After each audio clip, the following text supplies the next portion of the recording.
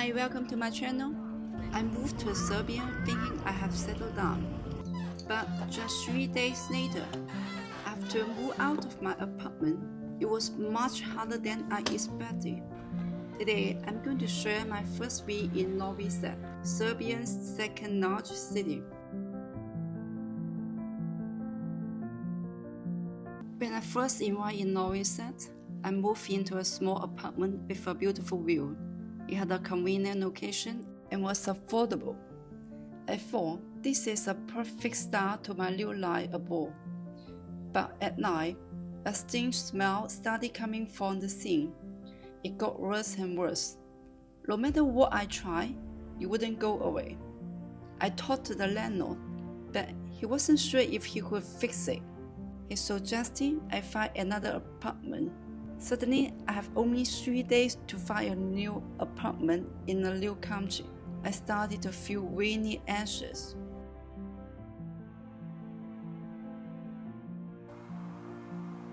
I checked Facebook and started sending messages, but most of them never replied. Some said they didn't want to rent the apartment to a foreigner. Eventually, I got one response and went to view the apartment. It was brand new, everything looked good, and it was ready to move in immediately. I decided to take it. But later that night, the landlord messaged me again. She told me she had chosen another tenant because their lease was longer. That moment, I felt completely hopeless. I started wondering if I would be able to find an apartment here.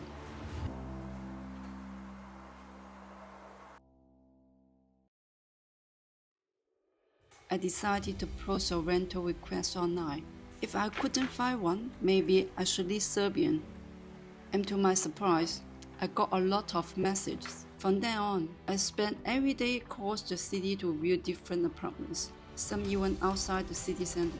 I was exhausted. For the first time, I truly understood how difficult it is to find a home in a new country as an expat. At last, I found a studio for 330 euros per month. During the viewing, it seemed fine, so I signed quickly. But the day I moved in, reality hit hard. All the small details I had missed became very obvious. I stood in the middle of the room, feeling overwhelmed. I even called a friend and poured out my frustrations. She told me, "Don't expect a rental place to feel like your own home. It's just temporary." The words made me stop and think. She was right. I shouldn't compare it to my own home. This place wasn't built for me. So I started cleaning, rearranging, and buying a few small things to make it feel more livable.